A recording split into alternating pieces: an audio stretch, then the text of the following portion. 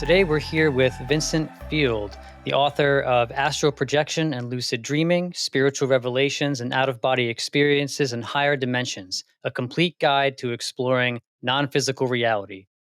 So, Vincent, why don't we start off by just discussing some of the fundamentals, like what astral projection is and what lucid dreaming is? Okay, sure.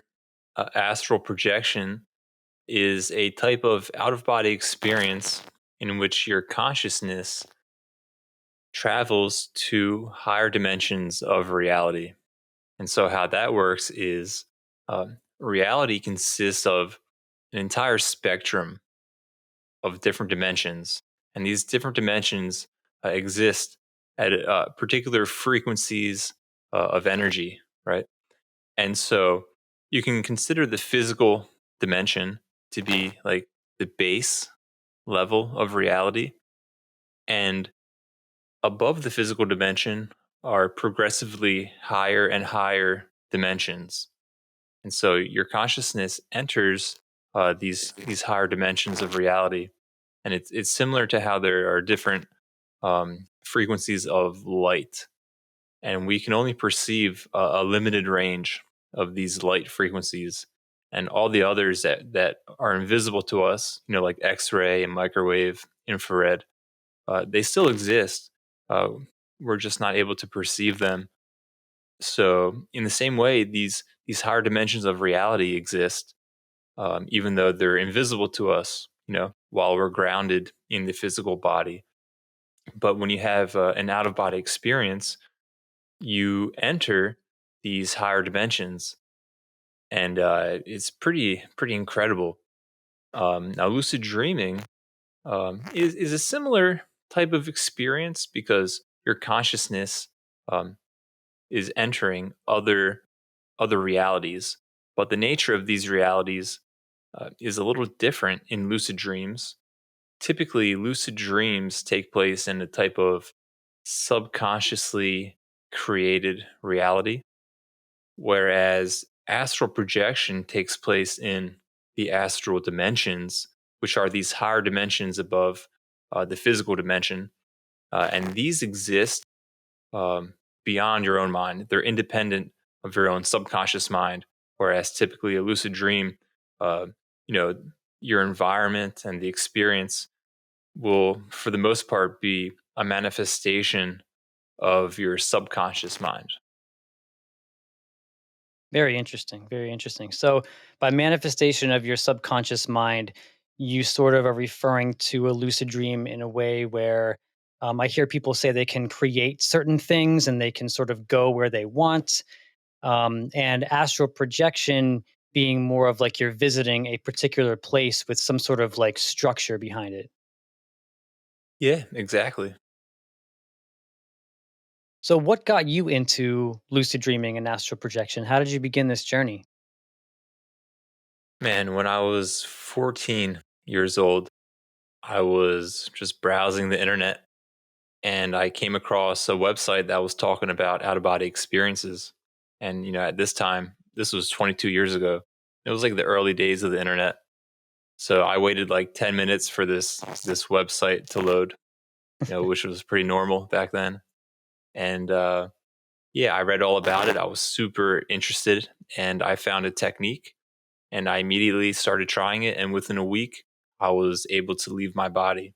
And I've been practicing that ever since. After 1 week, yeah, that's impressive. It seems like it would take most people a bit more time than that.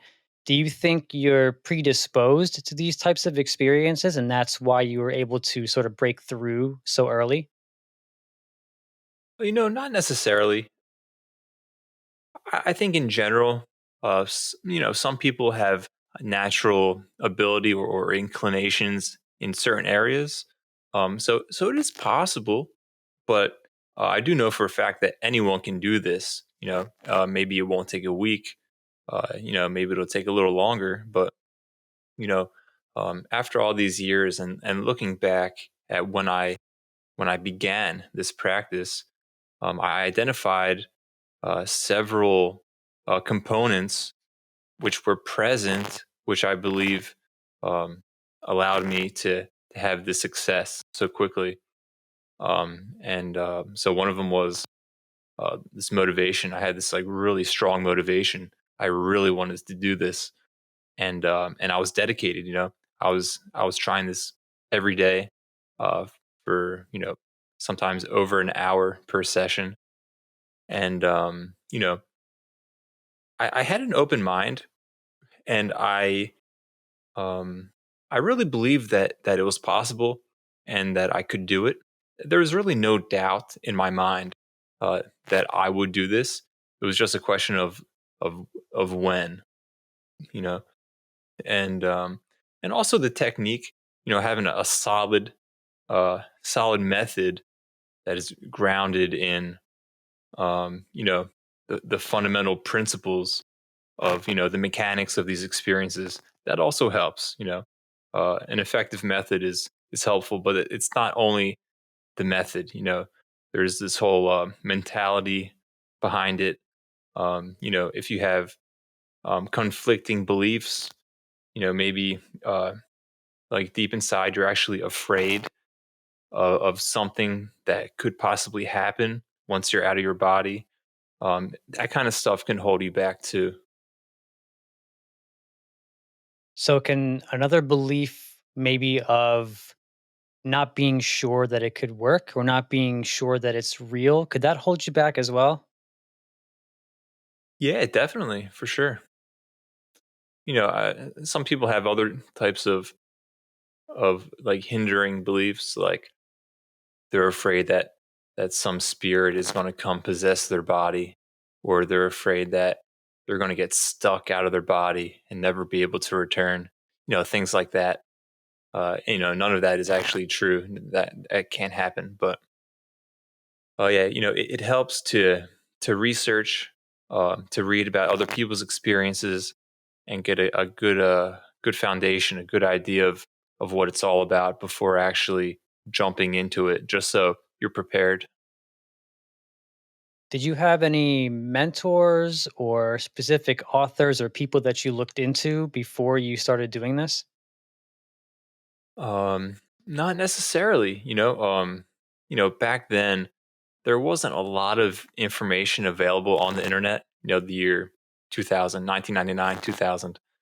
And so there was one book. I don't know if it was the entire book, but I believe the first book I read on the subject was by uh, Bob Peterson. I forget the title, um, but it gave me an idea of what these experiences were like. And, nowadays, and since then, I've done a lot of research, read a lot of authors. So like some of the more influential authors for me were uh, Robert Monroe, Bruce Moen. There are a lot of others like Michael Raduga. Um, but yeah, it's definitely a good idea to be prepared in that sense. Yeah, for sure. And can you maybe speak a little bit on the technique that you discovered that seemed to work pretty well for you? Sure. The first technique that I used, it was a type of meditation that you do from a fully awakened state. So basically, you lay down in bed on your back and you progressively tense and relax your muscles until your entire body is very relaxed. And really, the key principle is for your body to fall asleep while your mind is awake. So you need to keep your mind awake as your body falls asleep. And so half of that is the body part, getting the body to fall asleep, and the other half of that is maintaining your awareness, so that your mind stays awake and doesn't fall asleep with your body. And so on that front, you want to incorporate a type of meditation where you have a particular mental focus, so that your consciousness doesn't slip into the sleep state. But this first method that I used, it took a while. It took like up to an hour at times because you're doing this from a fully awakened state. So you need to go through this entire process of getting the body to fall asleep. And if you're fully awakened at that time, it's not going to be instant, you know? And but shortly after this, I discovered another technique which is far more effective and way faster. And you do this technique in the early morning. And it's much better because in the early morning, your body and your mind are already in the ideal state to have an astral projection. So you want to wake up maybe 5 or 6 hours after falling asleep. So basically, a couple hours before you would normally wake up to start your day. And you can do it type of meditation. There are different variations, and um, the main concept is the same. Your body will fall back to sleep, and your mind will remain awake. And it's easiest in the morning because well, your body is already deeply relaxed, and usually after 5 or 6 hours of sleep, it's easy to fall back to sleep. Your body is already in that state. Um, but also, at this time, your mind has already gotten a decent amount of rest. Whereas if you try this, late at night, well, your mind is pretty tired. So it's easier for you to just lose consciousness. And so, yeah, in the early morning, it's a lot easier to keep your mind awake. And yeah, was like that was a pretty revolutionary method for me then. It was such an improvement, and my projections became far more consistent. And since then, I basically developed to a point where it was getting easier and faster. And eventually, I'd be able to leave my body in a matter of seconds after waking up. For this method, it does call for you to wake up and stay awake for a period of time. Um, I guess just to um, kind of bring your mind into more of a focused state, so it doesn't fall back to sleep. And so in the beginning, I was staying awake for up to an hour, but it's not an exact science. Um, and you can experiment with different periods of time. Um, but as time went on, I would cut this period shorter and shorter. Um, and like I said, now this period doesn't exist. I can just wake up in the early morning and slip right out of my body instantly. Um, and it also works um, with longer periods of time. Sometimes I would wake up after 4 hours of sleep and stay awake for 3 hours and then go back to bed and with the same result. So, like I said, it's not an exact science, um, but it's good to experiment with different periods of times and see what works best for you. I've heard of some visualization techniques that you can use to get yourself sort of out of your body. One of them that I think is popular that I've heard quite a few times was imagining there's like a rope dangling down and you're sort of climbing that rope, and it helps you to visualize your consciousness climbing out of your body. Is that something that you recommend, or do you have any other types of visualization techniques that are just as good, or if not better? Yeah, that was actually one of the first visualization techniques that I used, and that was part of my first method. Um, and that was part of the meditation, which would um, basically allow your body to fall asleep as your mind remains awake. It gives a nice focus for your mind. Um, but what it also does is it induces a feeling of movement. like an internal feeling of movement, and this can also like facilitate the process and the separation from the body. Um, I had more success climbing a ladder than climbing a rope. Maybe just because of the movement itself, it seemed more natural to me. It's the same concept, um, but you can also imagine falling backwards.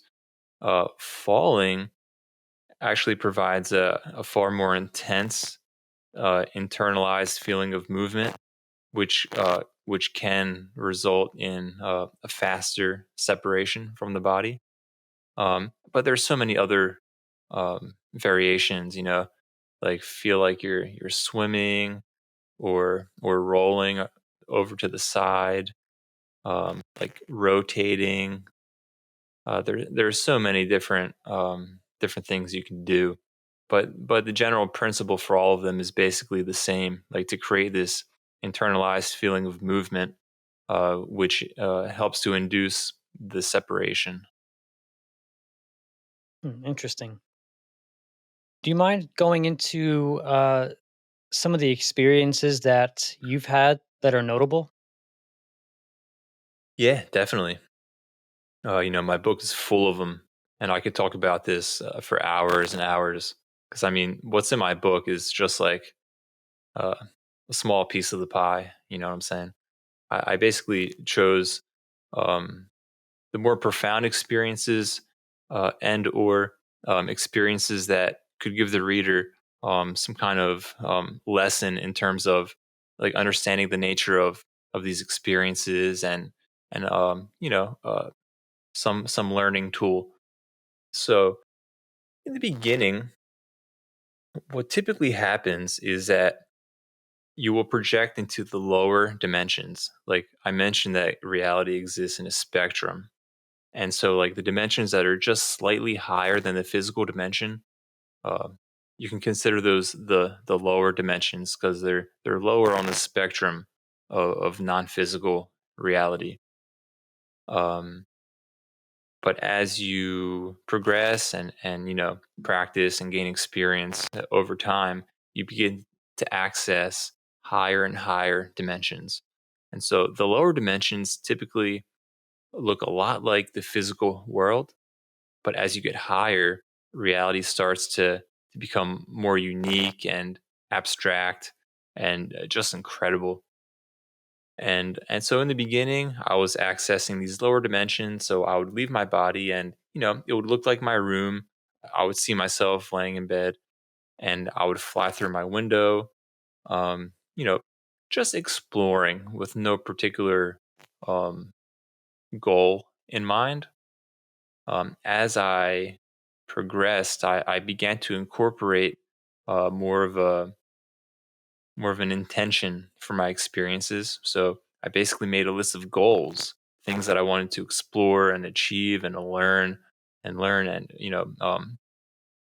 entities and beings that I wanted to encounter and communicate with. And so um, in the early days, my more notable experiences um, involved what I call shadow people or shadow beings. And this was, I think, my second out of body experience ever. I floated from my body, and all of a sudden, I'm face to face with this giant shadow person. It was like a huge, like dark silhouette, like over 7 feet tall, and this thing just scared the shit out of me. I mean, seeing something like this up close, uh, there's no words to describe it. It's just insane. And and I instantly re-entered my body. What happens is that when you experience like a strong state of fear when you're out of your body, it's like a trigger that causes an automatic reintegration with the body. And so I got back into my body and I shook it off and I gave it another try and I left my body again and this shadow being was still there. And so, I called it quits for that day because I wanted no parts of that. But uh, these shadow beings, uh, they kept coming, and it was like they were always there when I was leaving my body. And sometimes they would just be standing there facing me, but other times they would come at me like they would try to grab me. And most of the time, I would freak out and go back into my body. But eventually, I started to realize like they never actually hurt me, and I never really had any like communications with them, and nothing to really indicate that they were actually a threat. And so I learned to ignore them and continue on my journey. And what started to happen was that I started to project into dimensions higher than the dimensions that they exist in. They seem to exist primarily in like the lowest dimensions. And so eventually I began projecting like directly into somewhat higher dimensions. And so I eventually began to completely bypass these levels where they exist. Um, but yeah, very very interesting stuff. Some people say they see shadow people like in the real world, and it's possible. I mean, it seems like they exist in the astral dimension, but like I said, in like the lowest dimension. And so it's possible there can be some kind of like maybe bleed through at times where you're kind of like somehow able to perceive into a slightly higher um, dimension where these people are seeing these shadow beings like kind of superimposed on our physical dimension. Yeah, that was going to be my next question actually is do you find that there's sort of a connection between the astral realms and the current realm that we find ourselves in, and are there other ways to get to those realms maybe via psychedelics or certain meditations? Yeah, there's definitely a connection. There's a connection between all of these realities, and it seems like the lower dimensions are almost a type of like energetic um, replication and energetic projection from the physical world. And as you get higher, this energy gets like finer and finer. It's all connected, and it's essentially all in like the same space. It's just a matter of like kind of tapping into to finer and finer, higher um, frequencies of energy. And yeah, I do believe that it's possible to access these types of dimensions with psychedelics, like you said. I think um, I think you can experience and perceive dimensions of reality that do exist. I don't think it's all just a hallucination. Yeah, it really doesn't seem that way when you're experiencing it, right? Because it's something that is so far out of what we normally consider real and normal. So it doesn't seem to be a hallucination. A lot of it, especially in terms of astral projection, it's not produced by any type of substance in your body. So to me, that sort of lends to the fact that it might be somewhere that's accessible outside of strictly like a quote unquote dream state. And I think the most interesting part about astral projection is the fact that there seems to be a structure to these places. It's like you're going somewhere that you can return to. So do you find that there are places that you can go back to and return to if you so choose? Uh, yeah, I've had multiple experiences in higher dimensions with what I call the higher self. It's commonly called the higher self. And when I have these experiences, I set the intention and I project into this level of reality. It's a much higher dimension, much different from anything like this physical world. But yeah, you know, it it's more or less the same. You're projecting into the higher self, into this higher dimension of reality, and you can have basically as many experiences in this level of reality that you want. And you know y- there's an integration that takes place. I mean, the nature of the higher self is it's a bit complex, but you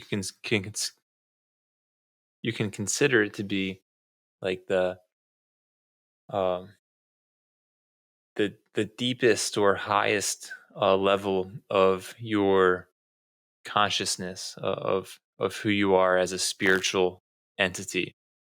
And what this is it's so much more vast, um, and deep than, and expansive, and just beyond words, incredible. So much more than um, who we perceive ourselves to be as these individuals, you know, in this body. Um, and you experience this higher state of existence, and it's something that you can keep going back to. Now, in terms of like places, like locations and landmarks, um, yeah, it's certainly possible to revisit places like that. Um, I've never had much interest in doing that. Like, oh, let me see if I can go back to this building, that I saw out there. I've always been more interested in um, achieving goals, right? Um, But yeah, like I said, the astral dimension it's more of a consensus level of reality. So these places are there, whether your mind is perceiving it or not. So you said that your focus was to achieve some sort of a goal. So what specific goals did you have in mind? Um, oh well, I basically keep a list of goals, and it continues to be updated and modified as I reach one, and then I add others. Um, so as an example. Um, I had the goal at one point of contacting some of my deceased relatives, and I was able to do that. Wow.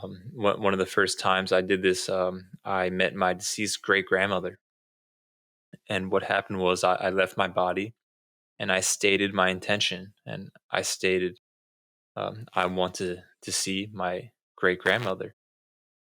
And the next thing I knew, I was pulled by this force out into space, up into the sky, and I was shooting through space, like deep space, just like whizzing past stars and planets.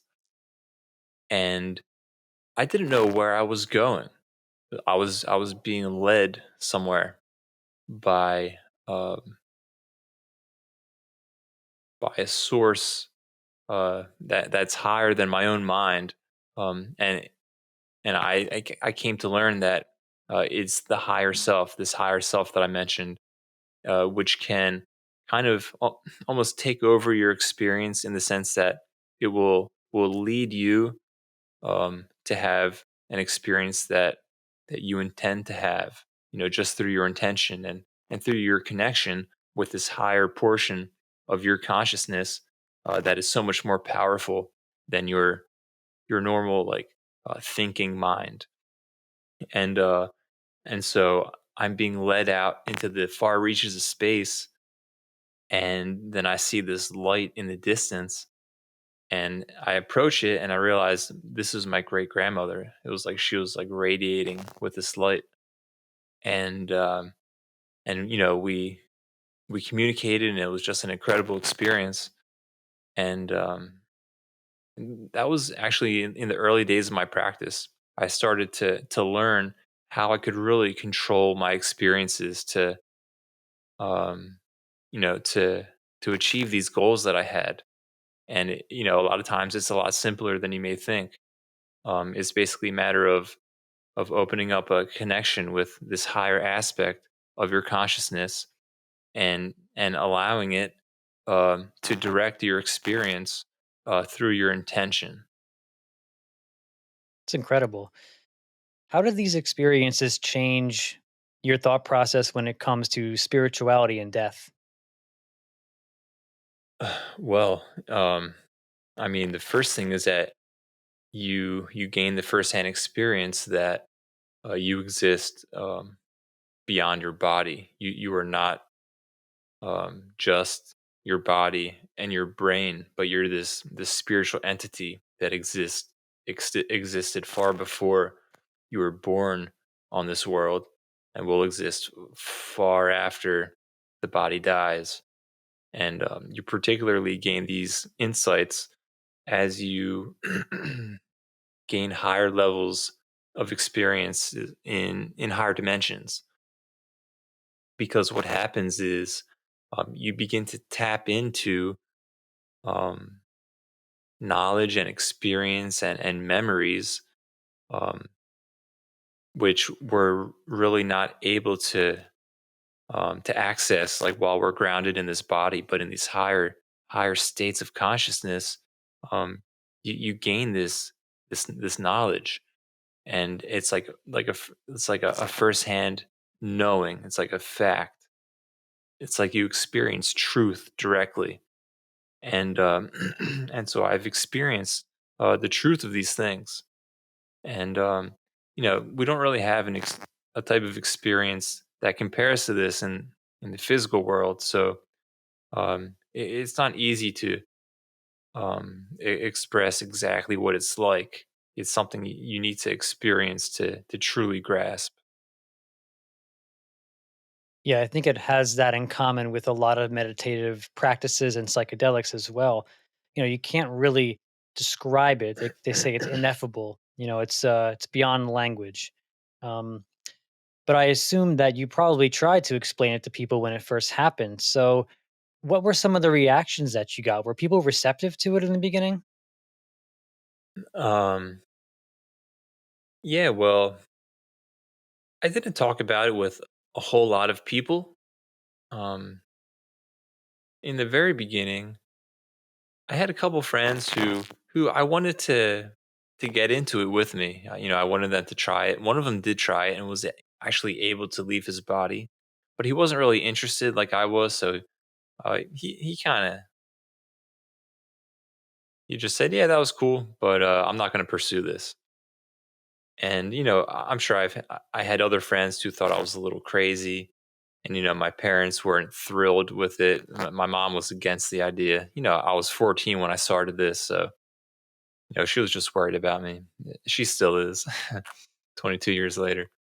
But yeah, over the years, started to join online communities, um, where people were engaged in different types of spiritual practices, and I had these platforms to share my own experiences and exchange ideas, and um, yeah, in communities like those, the reception was great. I was helping people, um, you know, have their own experiences, and sharing my own, reading others, and I, I spent a lot of time in certain forums and online groups and things like that, and eventually.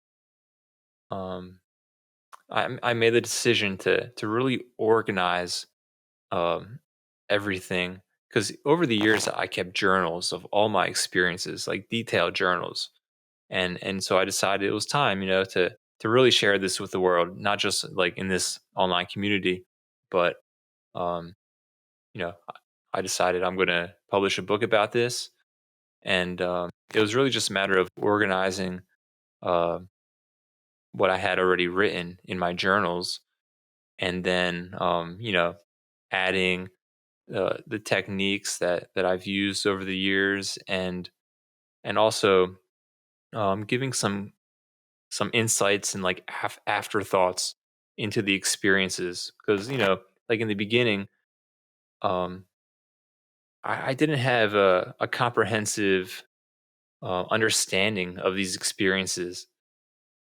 but over the years, as I learned more and more, that changed. And so basically I wrote this book like from my current perspective, like looking back, like even on my earliest experiences. And so like I'll share my first experiences, and then I'll give my current insight into them to help the reader really understand what's going on. Insight that I lacked at that time, but I gained over the years. So, what are some of the lessons that you've learned? Some of the insights that you've gained, and maybe some of the uh, like practical life lessons that you put into place since doing this. Okay, well, yeah, the insights relate more with the experiences themselves, and basically just like the nature of these different dimensions, how to navigate them. Um, you know, let's say I had some unusual experience, like I'm trying to fly through my wall, and usually I can do that no problem. But this one time, it's like I'm stuck. It's like there's this force pulling me back every time I try to go through. And so in the beginning, I'm like, "What's going on with this?" I had no idea why that was happening. But over time, with the experimentation and you know just experience, I learned to overcome uh, that obstacle, and I learned why it happens and how you can avoid it. Things like that. Things like that um, are the types of insights that I share, which will help the reader if they're getting into the practice themselves, or just to give you the knowledge in general in terms of like practical lessons gained from this. Well, you have practical lessons in terms of the practice itself. So, like applying these lessons to your own practice of astral projection, lucid dreaming. I'm not sure if you meant that, or if you meant practical more in the sense of how you can apply it to your own normal waking life. Your day to day activities, and in that sense, um, the main thing it brings is a new perspective of who you are, and of what this life is about. And that can, it can really change things. It changes your beliefs, and so that will change your thoughts, and that will change your actions, and it just has this cascading effect. Yeah, it's amazing. um, Going back to some of the um, people that you've talked to about it, some of the relationships that you have.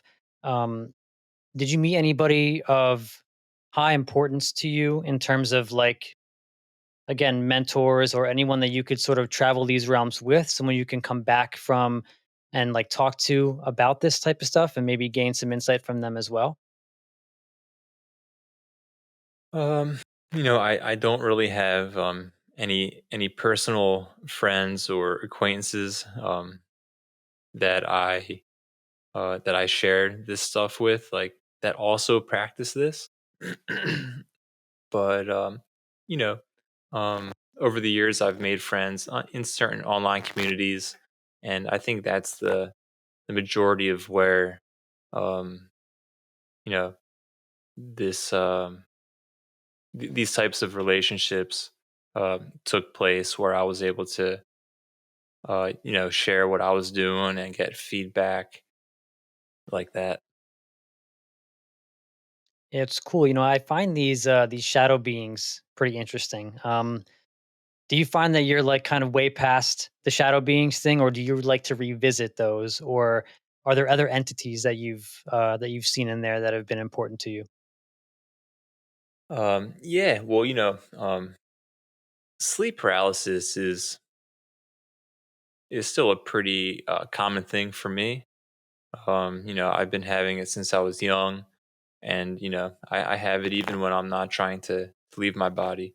But at times I'll see them during sleep paralysis, um, and it's a pretty normal occurrence, not just for me, but a lot of people. And typically when you're in sleep paralysis, um, your mind is shifted at least slightly into the astral dimension. So you're not actually perceiving the physical world, right? It'll probably look like your room just because, like I said, the lower dimensions appear very similar to the physical world. But what you're perceiving during the sleep paralysis is actually in the astral dimension. So these entities, you may see shadow beings, uh, aliens. I've had a lot of experiences with entities that look a lot like aliens, like a typical gray alien, like the big black slanted eyes. And those guys really bugged me out. They essentially stalked me for quite some time. Um, and in a sense, they kind of took the place of the shadow beings. And I would leave my body, and they would just be around me, just standing around my bed, just looking at me. Sometimes um, uh, they would do things to me like this one time. I shifted into the astral, and this alien had its almost entire arm down my mouth, down my throat, and I could feel it. And it wasn't my physical body; it was my astral body, my energy body, but I could feel it, and it was like probing down in my throat, and it was really disturbing. And these entities that looked like aliens.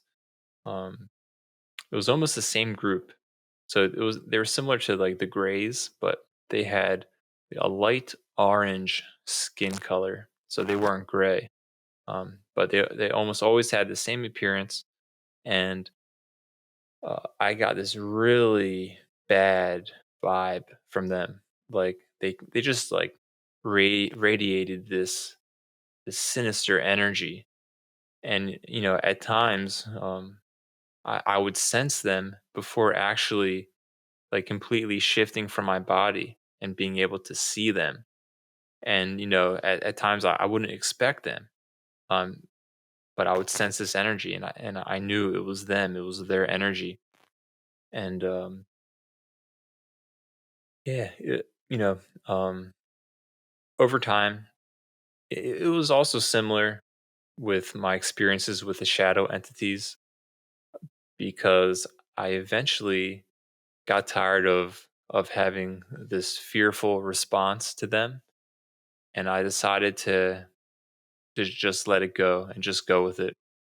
And it actually led to some interesting experiences. Like um, they would communicate with me, like this telepathic link would open between us, and they would share information and some pretty interesting stuff. I talk about it in my book. But I've had experiences with other groups of aliens or these entities that look like aliens, right? What we consider to be aliens, different groups, and and some of them were like actually positive entities, like the one group I was talking about. I would consider them to be negative entities, but I've encountered like higher level alien type entities that have revealed some like incredible things to me. And yeah, so I've seen a lot of different types of beings over the years, and each one's is a little different experience, different knowledge and revelations and things like that from each one. Yeah, it's cool because, man, I've always felt like there's a strong possibility that what we consider aliens, what we're seeing UFOs and this and that, I think there's a very strong possibility that those are interdimensional beings as opposed to physical biological entities. And I think what you just said supports that. Yeah, absolutely. And the thing is, I never expected to see these entities out of my body because I always thought they were physical. They flew around in these UFOs and they would abduct people, and I used to think it was just a physical thing. But then I quickly realized that these aliens they operate in these higher dimensions. I don't know if that's like their home base or if they project their consciousness there like we do during astral projection, but they definitely operate there. And yeah, um, and I had this one experience with this group of entities, and I was out in space with them, and they were sharing this knowledge with me that was so profound. It was like it was beyond my conscious mind's ability to grasp. And it was like a download of knowledge. And I just couldn't put my finger on it. Like I couldn't really make sense of it. It was just like it was too complex. But I knew it like it was there. Like it was put into me. And it's still there, right? It's like it's just a matter of kind of um getting your consciousness to that higher level that it's able to really process and assimilate and make sense of that. And you know while grounded in this physical body, it's just not possible. But I did retain some things from this one particular experience. And one of those things was that they told me that before this life that I'm living right now, I made a kind of agreement with these entities to have a relationship with them during this life. It was a type of like soul contract, I guess you can call it. And I experienced this as truth. It wasn't just like, oh, they told me that, believe me, it's true. It was like I experienced it like the memories of actually making this contract with them. Like it was like a firsthand experience. And so yeah, I've had experiences over the years which have revealed things to me about who I was before this life, like who I am in terms of the other aspects of my consciousness, which are engaged in levels of reality which I'm not currently aware of. And it's not just me, but that's everyone. Like who we are. Um, our consciousness is so much more complex and expansive than what we actually understand. It's like levels and levels, layers and layers, and there are these various layers engaged in experiences like simultaneously, and we're not aware of it because you know we're kind of designed like while grounded in this body to just be aware of one of these layers, at one time. But um, I've learned that through experience and experiments, I've been able to kind of split my awareness between various layers of experience, and so um, I'll be able to experience multiple levels of reality at the same time, which is kind of like a little mind blowing, and it's hard to really describe the experience. But yeah, things are much more complex than just your spirit leaves your body and then it comes back into it. There's a lot more going on than just that. Yeah, I've heard some people talk about other methods of acquiring that skill, being able to exist within maybe all realms of consciousness at the same time, or maybe multiple realms of consciousness at the same time. And that sort of brings to mind, as we were talking about UFOs and aliens as well. Have you heard of? It's called, what is it called? It's a concept where when you've done some sort of astral projection, or you've seen a UFO, or you've had a paranormal experience, that it sort of follows you. The Hitchhiker Effect. That's what it's called. Have you heard of this? Um, just by the term the hitchhiker effect, I don't think so, but can maybe explain what it is and I'll let you know. It's essentially saying that once you've had a paranormal type of experience, that it tends to follow you in other ways, and you tend to see more of these types of paranormal experiences. Like, say some person might see like a UFO, and then they might go home and they might see something really strange in their room, or their family might see something really strange, or they might claim to see Bigfoot or some other kind of cryptid. Have you ever experienced anything similar to that?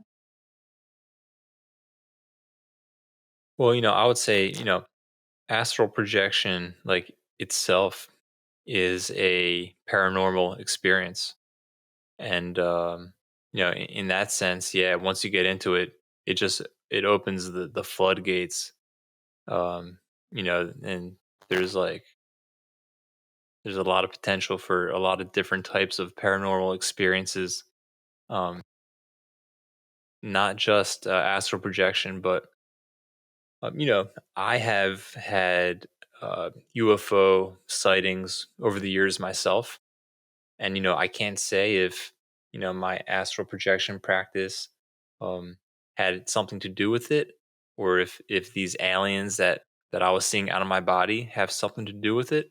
You know, I did contemplate the possibility that they're coming to me while I'm out of my body, and now they're showing themselves to me like in this physical world too, through these different UFO sightings. Um, so yeah, it's definitely possible. So, what were your UFO experiences like? What did you see? The first one I had was it was when I was in high school. So I think I was a senior, a junior or senior. So it was a couple years after I started astral projecting. And I was out on my roof one night. I used to go out onto my roof just to look at the stars and listen to music and stuff like that. And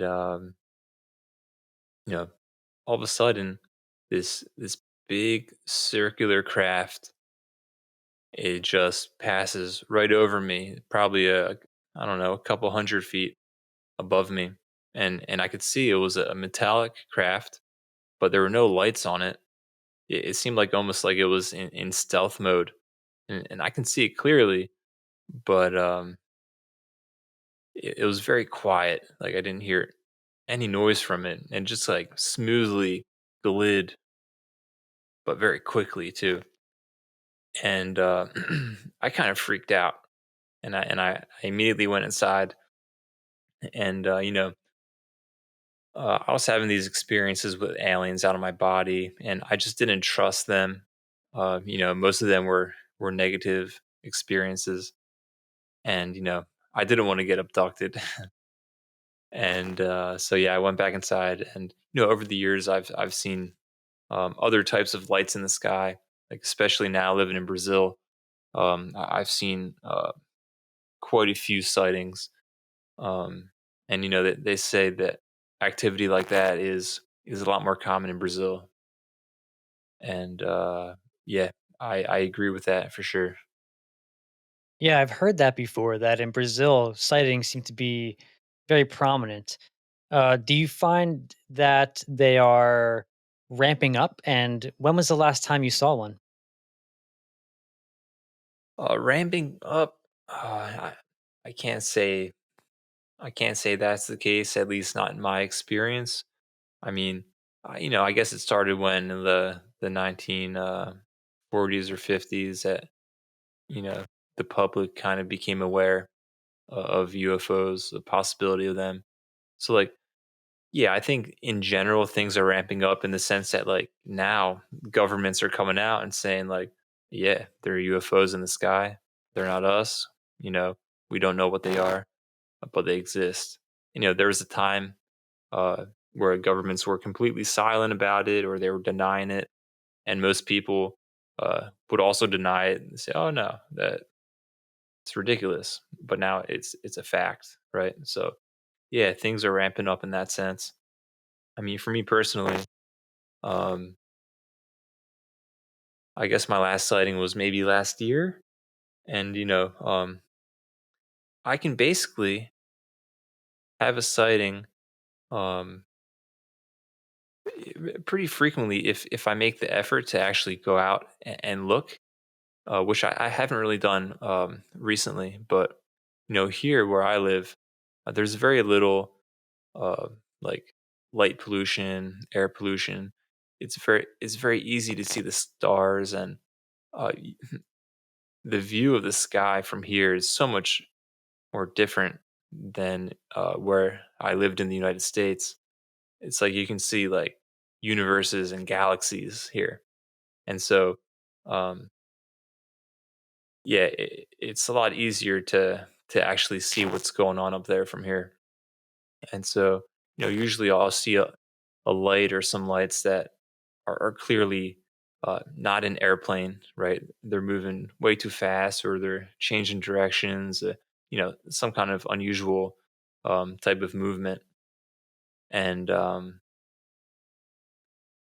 yeah, it's hard to say. Some people believe that the majority of UFOs are actually like top secret government technology. They're not actually like aliens, right? So that I can't say for sure because I've never seen who's navigating these things. But yeah, it's interesting. I always keep the possibility open that you know it is some other kind of life form. Yeah, definitely. So what actually made you move to Brazil, and how long ago did you do that? Man, I've been here for almost 9 years, and my wife is Brazilian, and we got married and we lived in the United States for a while, and we just decided to move here. Just a change of scenery, and it's very comfortable here, man. It's a very comfortable life, and we enjoy it here. So nice quiet country living. Yeah, it sounds awesome. And as we approach an hour here, I want to be respectful of your time. And as we wrap up, is there anything you want to get out there to the listeners? Anything you want to plug and let people know where they can find you? Yeah, for sure. I would recommend everyone check out my book. It's on Amazon. It's called Astral Projection and Lucid Dreaming: Spiritual Revelations and Out of Body Experiences in Higher Dimensions. And my name is Vincent Field. And whether you want to get into the practice yourself and start astral projecting and lucid dreaming, um, or if you're just curious, you want to read some pretty cool experiences. Whether you're interested in aliens or creatures, ghosts. I've had experiences with all that stuff, and so I think there's something in the book for everyone, really. But yeah, 22 years of having these experiences, I think most people can learn a thing or two from this book, and like I said, it can really help to change your perspective of who you are, and what this reality and what this life is all about. Experiencing firsthand uh, like your true spiritual self, which most people are not able to do. During this life, it can be a really like life changing thing. So I would consider trying to have your own experiences and see where it takes you. Vincent, thank you so much for coming on the show today. I really appreciate your time, man. It's been a very intriguing conversation. Definitely, man. I appreciate you having me, man. It was cool.